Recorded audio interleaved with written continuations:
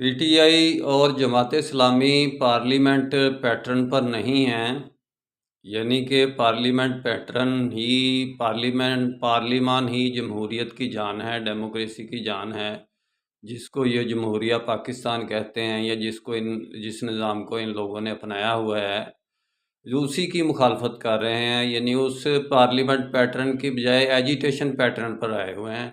Agitation جمہوریت میں، democracy میں 5% ہے، باقی 95% پارلیمنٹ پیٹرن کام کرتا ہے۔